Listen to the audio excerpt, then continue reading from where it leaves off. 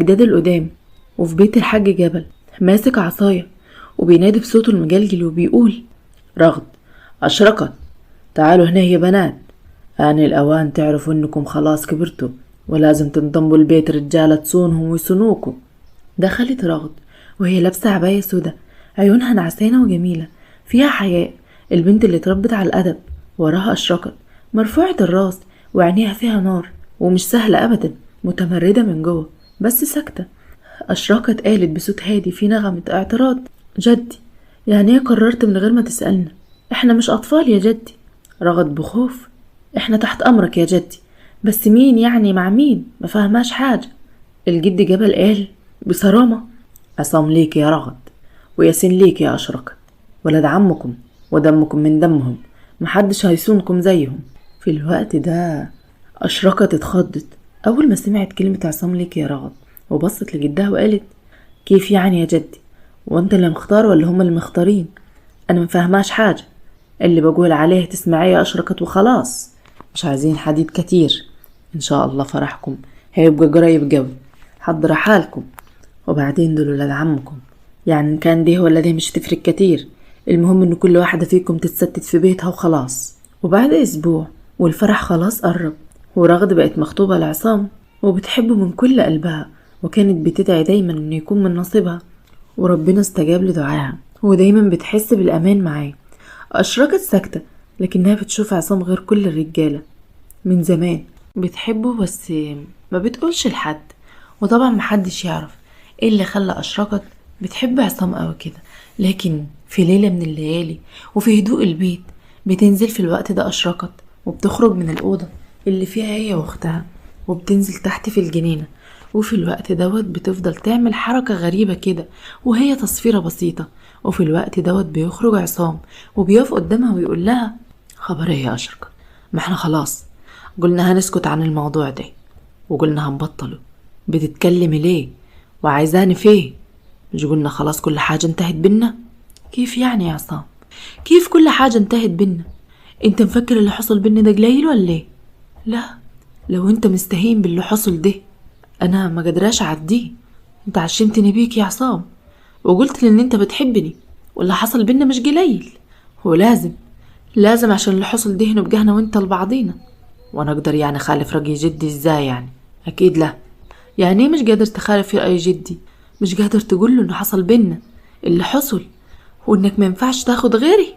مش قادر تقول له ان انت ما بتحبش رغد وبتحبني انا أشرقت؟ فيها ايه يعني؟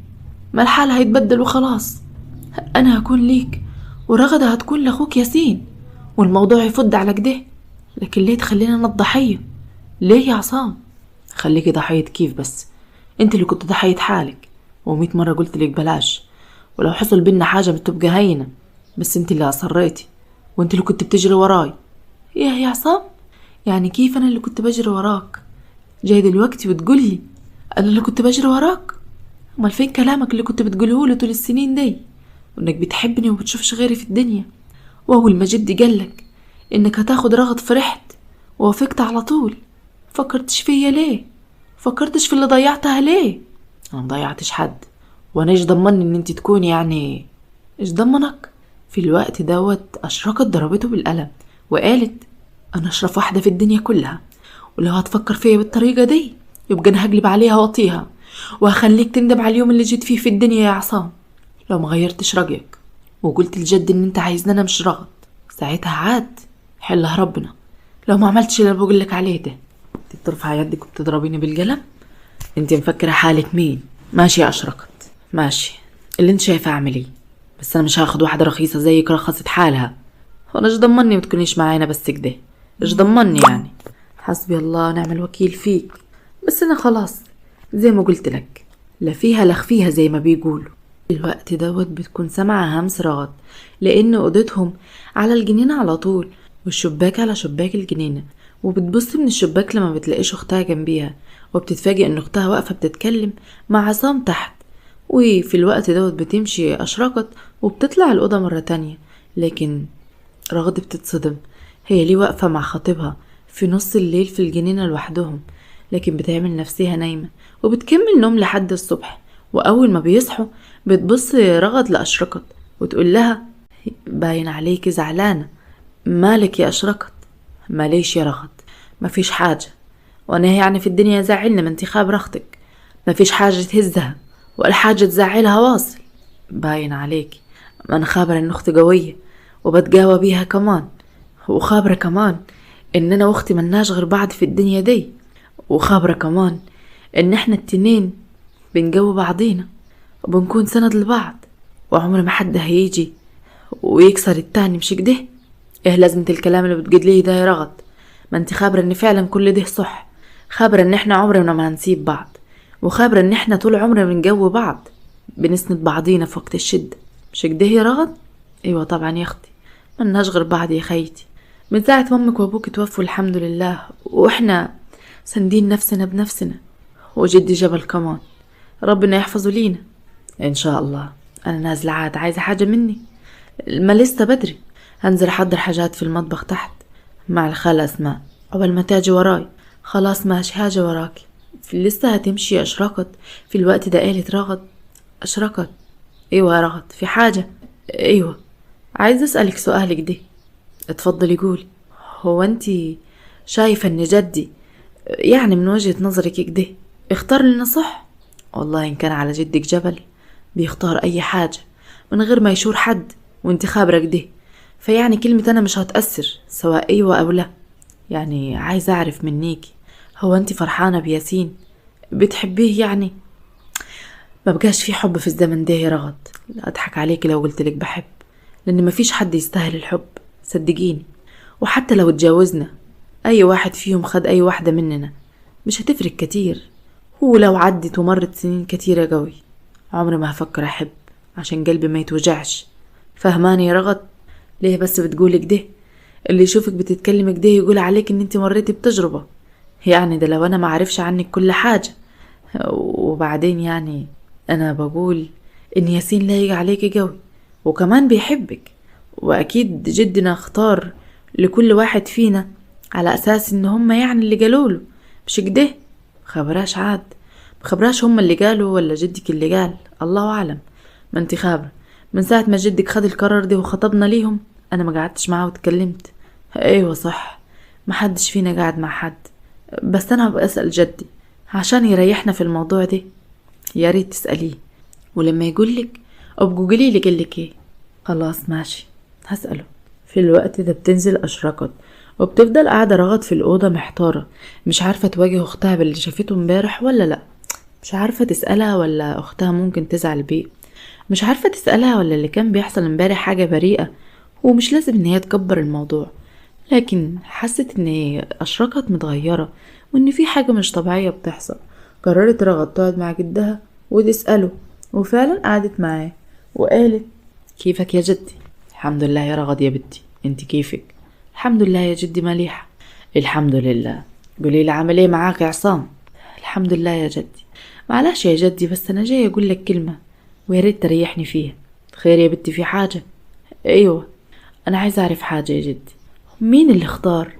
بناء عليه اخترتني انا لعصام واشركت لياسين، يعني مين اللي قرر القرارات دي؟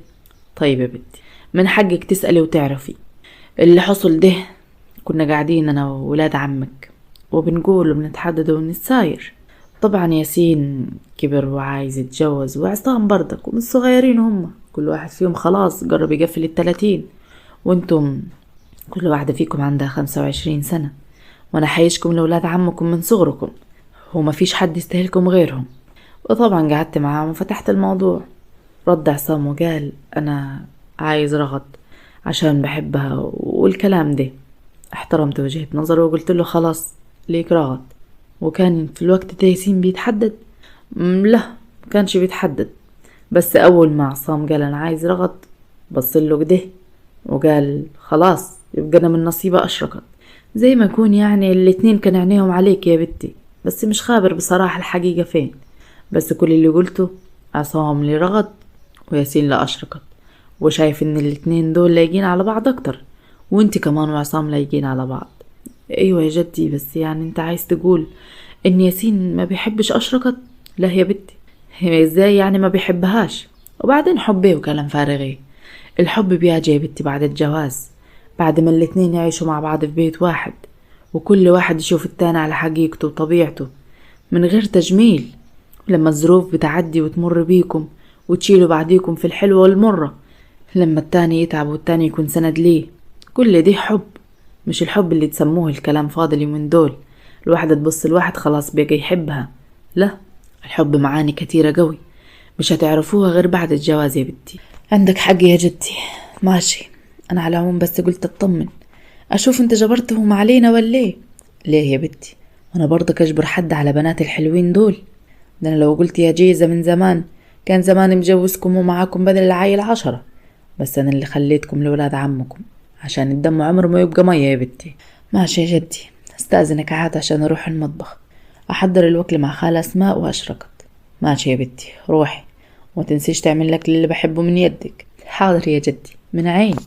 بتروح رغد المطبخ وبتقف جنب اشرقت، بتبص لها وتقول ابسط يا ست، مش انا سألت جدك؟ ها، وقال لك ايه؟ قال لي ان هما اللي اختاروا، كل واحد فيهم اختار اللي قلبه يحبها ورايدها. يعني ايه؟ ما فهماش حاجة. يعني يا ستي عصام اختارني وياسين اختارك، يعني هما اللي مختاريننا مش جد اللي جابرهم علينا زي ما قلنا. متأكدة؟ ايوه متأكدة. انتي قوليلي عاد، فرحانة كده؟ ما فرقاش كتير، ما انا قلت لك يا رغد ما فرقاش، سواء ده ولا ده كلهم عندي بالنسبة لي حاجة واحدة وخلاص. عاد ما تفتحيش في الموضوع ده تاني. ليه بس؟ قوليلي لو انتي مش عايزة ياسين او في دماغك حد تاني وانا اكلم جدي، وانتي تكلمي لي جدي ليه وانا خرصة اياك؟ ما انا لو عايزة حاجة هروح واقول له، انا بس اللي مش فارق معاي. خلاص انا اسفة مقصودش، انا يعني كنت اشيل الحمل من عليك واتصرف. لا، ما تعليش همي، حضر حالك انت بس لفرحك وما تعليش هم حاجة. في الوقت ده الاتنين بدأوا يعملوا الاكل، لكن اشرقت كان جواها غل كبير جدا، كان جواها حقد على اختها ان هو اختار اختها وما اختارهاش هي، رغم ان حصل بينهم حاجات كتيرة جدا. لكن ايه السر اللي هيخلي اشرقت تخرب الدنيا عشانه؟ في الوقت ده وبيعدي 3 ساعات وبيكون خلاص الليل جه، وبتفضل قاعدة اشرقت تحت. رغد بتبص لها وتقول ايه يا اشرقت، الوقت راح مش هتنامي؟ لا، ما جايليش نوم بصراحة، هقعد شوية هنا قدام الشاشة. خلاص ماشي، انا بصراحة تعبان وانت خابرة بنام بدري، هطلع عاد عشان اريح شوي. ماشي روحي ومتقلقيش انا باجي وراكي. بتطلع رغد وبتفضل اشرقت قاعدة في الصالة لحد ما بيجي ياسين من بره، يبص ويلاقيها قاعدة ويقول لها واه ايش كمان هالصالة منورة. كيفك يا اشرقت؟ ياسين الحمد لله بخير، انت عامل ايه؟ الحمد لله والله، تصدق من ساعة ما اتخطبنا وانا نفسي اقعد معاك اتكلم كلمتين وما خبرش. ادينا ها، الصدفة جمعتنا، كل حاجة بتيجي على مهلها. ممكن اقعد معاكي؟ ما تقعد يا ياسين، هو احنا اول مرة نقعد مع بعضينا ولا ايه؟ ما احنا بنقعد على طول. ايوه صح عندك حق، بس انا حاسس ان المرة دي يعني مختلفة كده عن كل مرة. كيف يعني؟ يعني المرة دي خطيبتي واحساسك ده يعني من ناحيتك غريب عن كل مرة بقعد معاكي فيها كأنك بنت عمي. يعني ايه مش فاهمة؟ يعني انت مش جاي لجدي ان انت عايزني عشان بتحبني؟ المفروض عاد لما كنت بتقعد معانا احساسك ما يكونش متغير. لا ما اقصدش، يعني اقصد اقولك ان انا المرة دي ان انت خطيبتي ورسمي وكده، يعني اللي قاعدة فيها كسوف شوية. كسوف ايه بس يا ياسين؟ هو انت بتتكسف برضك؟ واه خبر ايه يا شقط، مالك كلامك واقف ليه كده؟ لا مش واقف ولا حاجة، ده قاعدة هاو زي الفل، بهزر معك. ماشي يا ستي، هزارك مقبول. ما نمتيش ليه لحد دلوقتي؟ والله ما جايليش نوم، قلت هطلع اقعد في الأوضة واقعد افكر ومش عارف ايه، قلت لا تخليني هنا قدام الشاشة لحد ما يجيني النعس وابقى اطلع انام على طول. ايوه ماشي، بس ممكن تقولي لي عاد بتفكري في ايه؟ ايه اللي شاغل بالك للدرجة دي مش مخليكي تعرفي تنامي؟ مع ان انا عارف يعني ان انتي خم نوم. خم نوم ايوه. ايوه صح، بس يعني اللي شاغل بالي حاجات بسيطة، يعني ما تشغلش بالك انت بيها. ليه بس؟ قوليلي يمكن لو في مشكلة اقدر احلها لك. لا مفيش مشاكل، ربنا ما يجيبش مشاكل. روح نام عادي يا ياسين، عشان برضك اسمع عنك ان انت خم النوم وتحب النوم كتير قوي. ماشي يا ستي، هروح انام وانت ما تطوليش ها، السهر كتير مش مليح. بليز. وبيمشي في الوقت دوت ياسين، وبتفضل قاعدة أشرقت، مش علشان مش جايلها نوم ولا الكلام اللي هي بتقوله ده، بس علشان مستنية عصام. وأول ما بيدخل بيكون الوقت اتأخر جدا، وبتكون طبعا رغد مش نايمة، وبتبقى عايزة تعرف ايه وراها وبتعمل كده ليه ومتغيرة ليه بالذات اليومين دول. وبتكون طبعا صاحية بس مش معرفة حد ان هي صاحية. وأول ما بيدخل عصام بتقابله أشرقت، وبتقف تقوله ازيك يا عصام؟ الحمد لله يا أشرقت. خير، مستنياني اياك؟ ايوه مستنياك يا عصام، مستنياك عشان اشوفك عملت ايه، وعشان اقول لك كمان ان احنا الوقت بيفوت بينا، وعشان اقول لك كمان ان حامل يا عصام. في الوقت ده عصام بيتصدم، مش بس عصام، رغد كمان بتتصدم لانها واقفه تبص عليهم من فوق، لكن طبعا مداريه نفسيها، بتتصدم وبتبقى مش قادره تصدق اللي بتسمعه بودانها. وفي الوقت ده بتكمل أشرقت كلامها وتقول واللي انا عرفته كمان ان جدي ما عملش كده من حاله. بقول لك ايه، اللي انت بتقوليه ده تنسيه واصل، واللي في بطنك ده انا ماليش علاقه بيه، تنزليه تعمل اللي انت عايزاه، انا ماليش دعوه. وبعدين زي ما قلت لك ما اقدرش اعصي جدي، وهو اللي امر خلاص. لا، انا عرفت ان مش جدي هو اللي امر بكده، وان انت اللي اخترت رغد، وكمان ياسين اختارني، بس طبعا بعد ما انت اخترت عشان انت الكبير. بقول لك ايه، قلت لك فض السهرايه دي، وانا خلاص بحب رغد، ورغد كمان بتحبني، وانت خابره حاجه زي كده؟ لا، انت عمرك ما قلت لي ان انت بتحبها، ولا هي عمرها قالت ان هي بتحبك. ايوه كانت بتلمح، لكن انت خابر انا مين، لكن انت خابر مين اللي بيحبك. وانت كمان قلت لي انا، قلت لي ان انت اللي بتحبني. ليه جاي دلوقتي بتقول الكلام ده ليه؟ قلت لك مش هتجوزك، وبعدين عاد فضيها سهرايه يا شيخه، انت ما بتتعبيش من الكلام. في الوقت دوت بتتصدم رغد، وبتدخل الأوضة تلطم، ومتبقاش عارفة تتصرف ازاي، لكن كل اللي هي عارفاه ان هي لازم تتصرف وتساعد اختها، لانها حاسة ان اختها في حيرة كبيرة جدا. فضلت قاعدة مستنية اختها، والاتنين لسه ما كانوش خلصوا كلام تحت، وقال لها في الاخر انا اقدر اساعدك ان انت تنزليه، غيرك ده ما تحلميش، سامعة ولا لا؟ وبعدين ما زعليش مني يعني، وانا كيف ابصلك بعد ما سلمت نفسك والكلام ده قلتهولك 100 مرة قبل كده. اللي تبيع نفسها وتشوف نفسها رخيصة ما بتغلاش في عين حد. انت ده اللي شايفه يا عصام؟ ايوه هو ده اللي انا شايفه. لو عايزة تنزل اللي في بطنك اقدر اساعدك، غيرك ده لا. ولو فكرت مليح وحبيت تنزليه تجيلي، ساعتها هاخدك واديك عند دكتور. مرتب حالك انت. ماشي ماشي يا عصام، ماشي. وبالله عليك بلاش نبرة التهديد دي، انت خابرة لو جدي عرف حاجة اول رقبة هتطير هي رقبتك انتي بالاذن. وبيسيبها وبيمشي. وفي الوقت دوت بتبقى قاعدة أشرقت نار في قلبها، مش عارفة تعمل ايه ولا عارفة تتصرف ازاي، لكن بتفضل رغد مستنياها في الأوضة. وفي الوقت دوت بتطلع أشرقت، بس رغد بتبص لها بكل زعل وتقول ليه يا أشرقت؟ ليه يا اختي؟ ليه؟ ايه اللي ليه يا رغد؟ مالك بتتكلمي معايا ليه كده؟ خبراش بتكلم معاكي ليه كده؟ انا مش هقولك بصيتي ليه لحبيبي، ولا هقولك بصيتي ليه لخطيب اختك، ولا هقولك الكلام ده كله. هو انت شفتيني وانا واقفه مع عصام مش كده؟ سيبك من كل حاجه، انا ما يفرقش معايا عصام ولا بعصام ولا اي حاجه من الحاجات دي. انا كل اللي يفرق معايا يا اشرقت هو انتي، اختي اللي من لحمي ودمي. ليه تسلم حالك لواحد زي دي؟ ليه يا بنت الناس؟ ما الحلال احسن. وبعدين انطالت ولا قصرت؟ اكده كان جد هيدينا لكل واحد فينا واحد، اكده كان جد هيدينا، هيجوزنا لبعضينا. ليه اتسرعتي وعملت حاجة زي كده؟ يرضيكي دلوقتي بيتهرب منك وكأنك واحدة خاطية؟ حرام عليكي اللي انت عملتيه في حالك دي يا أشرقت، حرام عليكي. وزي ما هو قالك اللي ما تغليش نفسها وتعمل لنفسها قيمة وسعر مش هتغلى في نظر حد. هو انت جاي تشمتي فيا يا رغد؟ بتشمتي في اختك؟ ليه عملت لك ايه عشان تشمتي فيا؟ زعلانة على البيه طبعا، زعلانة عليه علشان خانك مثلا مش كده؟ قلت لك ما يفرقش معايا عصام ولا يفرق معايا اي حد في الدنيا غيرك، انت اهم حاجة عندي من كل الدنيا كلها.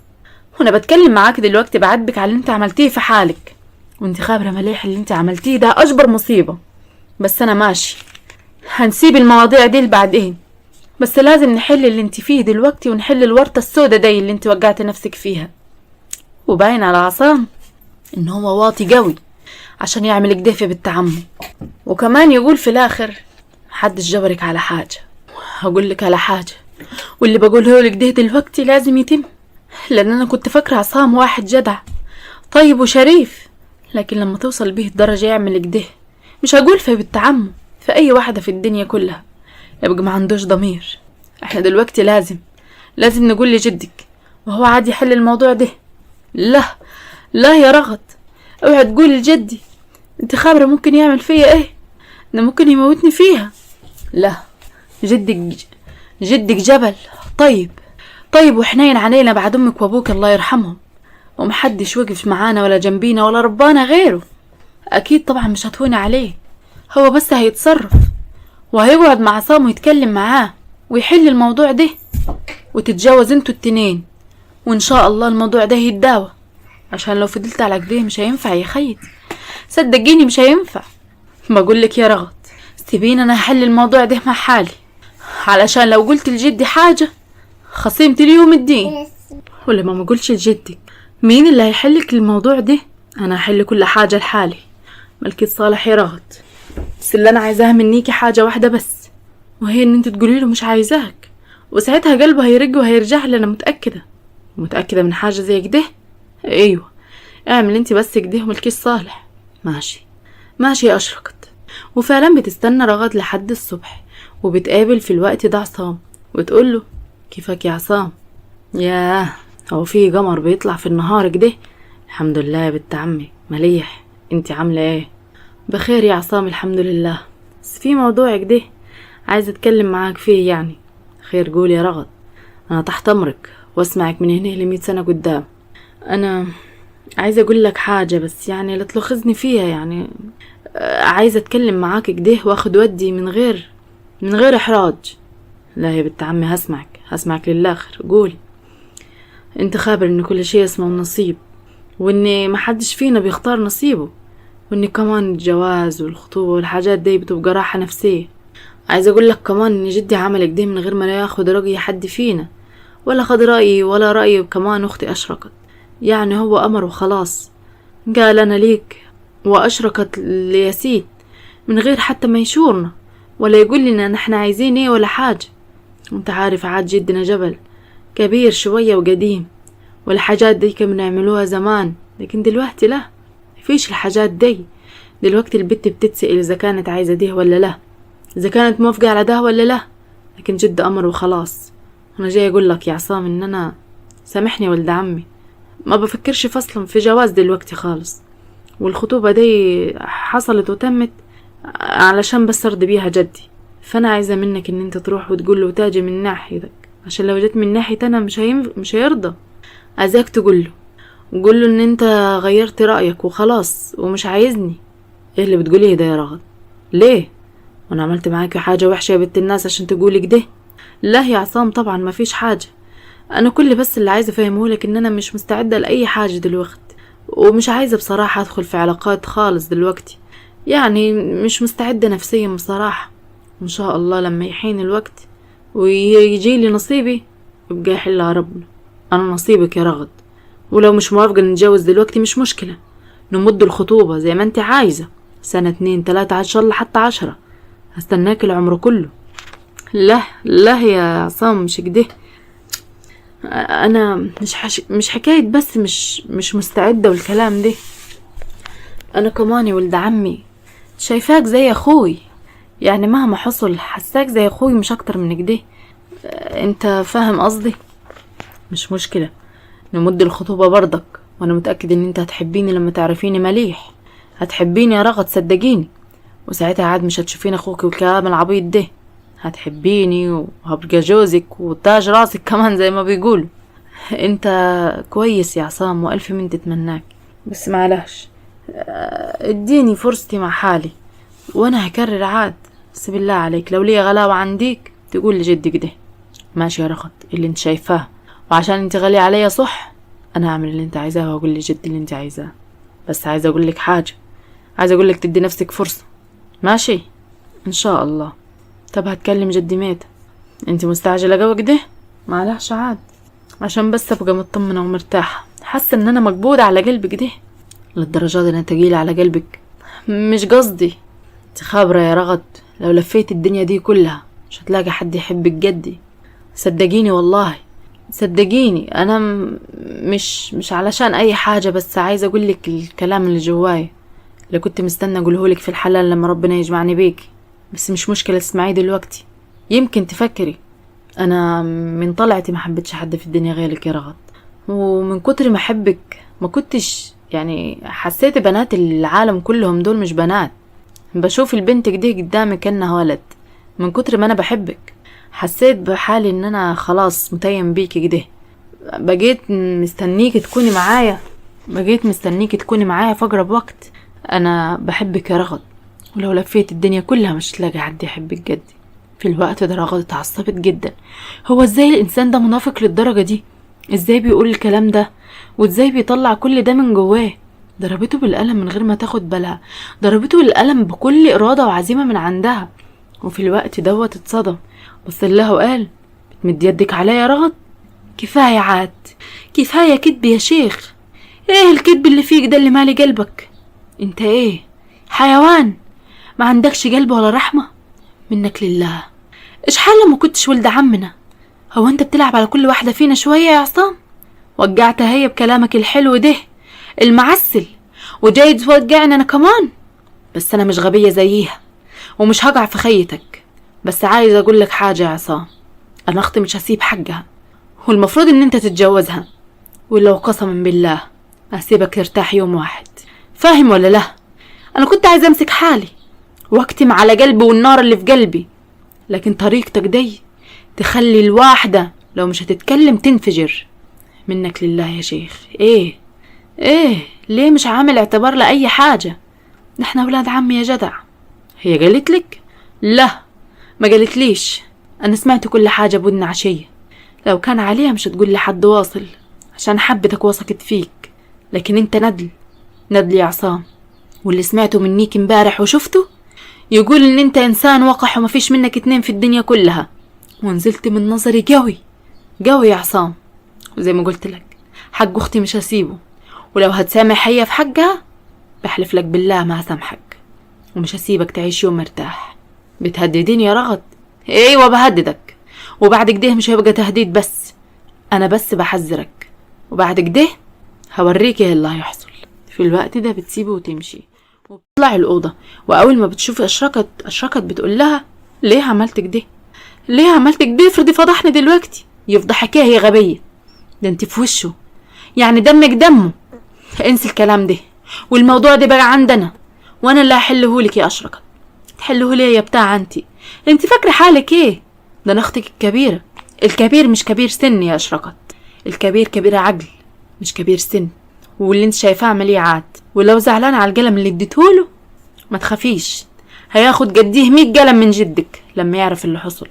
اجده مش هيبص في وشي تاني، اجده مش هيعبرني، صدقيني. هو ده كل اللي همك؟ يا خسارة يا أشركت، يا خسارة. ما كنتش اعرف ان انت رخيصة قوي كده. بس هو عنده حق يمرمط فيكي اكتر من كده 100 مرة. تخابري لو انا مكانك، بعد الشر يعني، ربنا ما يوجع حد مكانك واصل.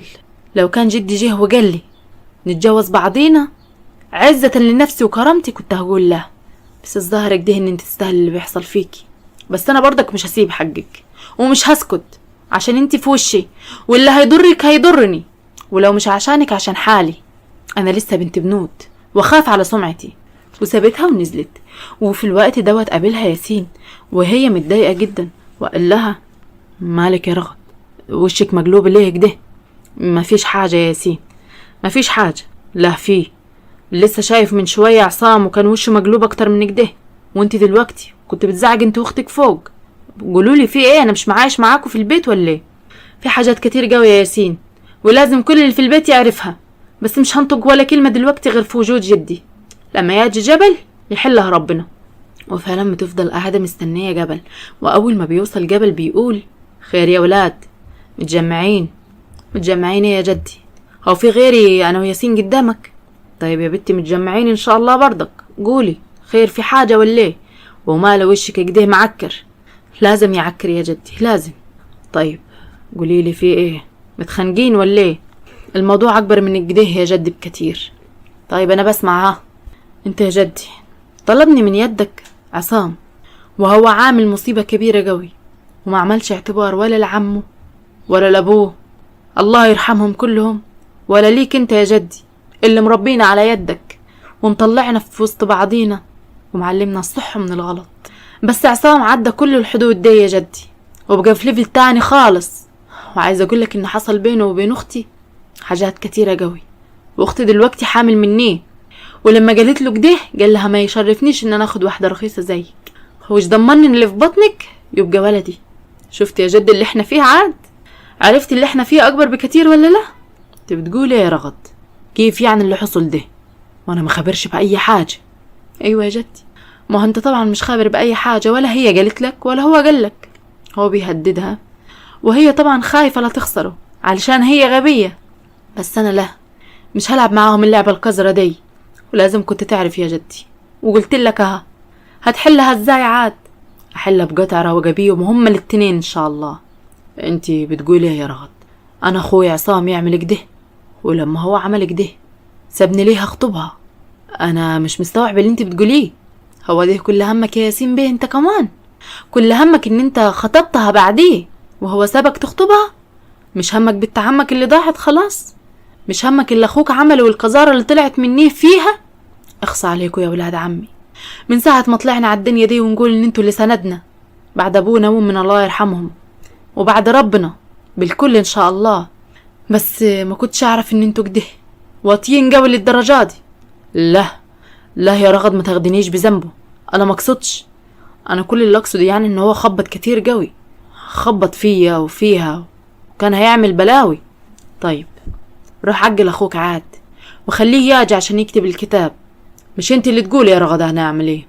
روح يا ولدي هات لاخوك دلوقت قدامي وانت تطلع الفوق جار اختك لحد ما اشوف هعمل ايه في المصيبه دي. بتطلع رغد وبتبقى قاعده اشركت تبكي ومش عارفه تعمل ايه. وقفت قصادها وقالت لها ها اقعد انت تبكي كده، نوحي على الفاضيه والمليانه، ومفيش حاجه وراك تعمليها غير كده.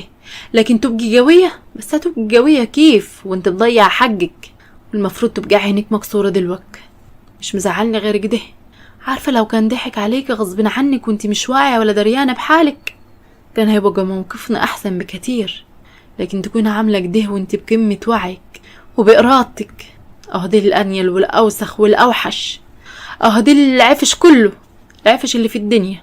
حسبي الله ونعم الوكيل فيك يا اشرقت، ومش مسامحاك على اللي عملتيه فيا انا كمان. قابره انا بتكلم وانا قلبي مكسور ومش عارفه اتكلم بانهي وش. بس لما يجي عصام ونشوف هيقول ايه لجدك. وفعلا في الوقت ده بيسمع صوتهم بيتكلموا تحت. بتقف رغد وتبص عليهم من فوق، وجده بيبص لعصام ويقول له قول لي يا عصام، اللي قالته رغد ده صح؟ وكل اللي حكته صح؟ وانت كان في حاجه بينك وبين بنت عمك اشرقت وحامل منيك وانت ناكر حاجه زي كده؟ ايوه يا جدي. ضربه بالقلم وقال له يعني انت حتى مش مكسوف من حالك ورافع عينك في عيني وبكل بجاحة بتقول ايوه يا جدي؟ ماشي يا عصام، الظاهر كده ان انا معرفتش اربيكم فعلا.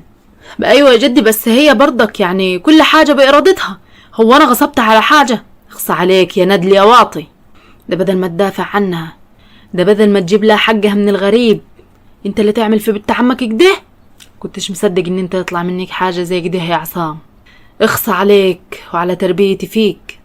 بس انا مش هلومها ولا اقول عليها حاجة، عشان هي تستاهل كل حاجة تتقال عليها، بس انت اوعر عشان انت ولد عمها، المفروض تحميها من الغريب، مش انت اللي تنهش في لحمها. روح يا ياسين تجيب المأذون دلوك عشان يكتب كتابه عليها. لا يا جدي، انا مش هكتب كتابي على حد، وانا ايش ضمني يعني اللي في بطنها ده ولدي. ضربه تاني قلم، لكن المرة دي قلمين ورا بعض، وقال له لو سمعتك بتنطق كلمة تاني في عرض بنت عمك مش هسمع عليك، هطخك عيار دلوقتي وهدفنك في ارضك، سامع ولا لا؟ ليه يا جبل؟ وانا مش ولد ولدك زي ما هي بنت ولدك؟ ايوه، بس انت الراجل المفروض تبقى عاقل، ولو هي وحشة وجت رمت نفسها عليك كنت تفهمها وتوعيها وتقول لها لا يا بنت عمي غلط. ولا عايز حد بيختاروا في الحلال، بالذات لو من عرضك يا غبي. فعلا بيروح ياسين ويجيب المأذون وبيقعد وبيجمعهم كلهم حواليه وبيقول يلا حضرة المأذون، ياسين عصام هيتجوز أشرقت. وفعلا بيكتب لهم كتابهم، ولسه المأذون هيقوم ويمشي بصله وقال اقعد لسه مخلصناش. استغربوا كل الموجودين وقال وياسين هياخد رغد وبالرفاء والبنين ليهم كلهم. محدش فيهم قدر ينطق، لكن رغد لسه هتتكلم قال لها مش عايز اسمع ولا كلمة منك، اسكتوا. وفعلا بيكتب كتابهم هما كمان، وكل واحد بياخد عروسته وبيطلع في اوضته. وفي الوقت دوت بتبقى قاعدة رغد حزينة على الحال اللي هي فيه وجوازها بالطريقة دي، كأنها عاملة زي اختها. وقعدت وقالت بينها وبين نفسها ليه حصل فيا كده؟ كان ذنبي ايه؟ ولا عملت ايه عشان اتجوز بالطريقة دي؟ قرب منها في الوقت ده ياسين بص لها وقال معلش يا رغد، انا خابر ان انتي مالكيش ذنب في اللي حصل، خابر كمان ان واحدة زيك تستاهل اجمل فرح وتلبس احسن فستان، بس معلش يعملوها الكبار ويقعوا فيها الصغار عاد. مالك كده بتتكلم وكأنك فرحان؟ مبسوط يا ياسين على اللي انتوا عملتوه فينا ده؟ مبسوط؟ انا اتبسط ليه بس يا بنت عمي؟ ربنا يعلم انا متضايق عليكم كيف، زي ما جدي متضايق بالظبط ويمكن اكتر. انا في حاجة بس هي اللي مفرحاني بصراحة. ايه هي بقى عاد؟ ان انا ربنا تقبل دعواتي ودعواتك ان احنا كنا نتجوز بالطريقة دي، دعواتك ان اخوك كان يضحك على اختي بالطريقة دي ويوجعها. لا طبعا، وبس برضه نجيت للحج، انا اخوي ما ضحكش على اختك، هما الاتنين دماغهم عفشة وهما الاتنين يستاهلوا الحصل فيهم دلوقتي، عشان هما الاتنين عملوا كل حاجة وهما واعيين وفاهمين ان ده غلط. بس انا فرحان لحاجة تاني انتي ما فاهمانيش. وهي عاد ايه هي؟ عشان انا كنت بدعي ربنا كل يوم ان انت تكوني من نصيبي، والحمد لله ربنا قبل وبقيتي ليا. يعني ايه ما فهماش؟ يعني انا كنت عايزك انت مش عايزه اشرقت، لان كنت حاسس ان اشرقت عينيها على عصام مش عليا. بس لما اخوي قعد قدام جدي وقال عليكي، اول ما جدي قال عايزين نجوزكم ما قدرتش انطق ولا كلمه، وقلت خلاص اخوي اللي قال عليكي وما ينفعش حتى المح بحاجه.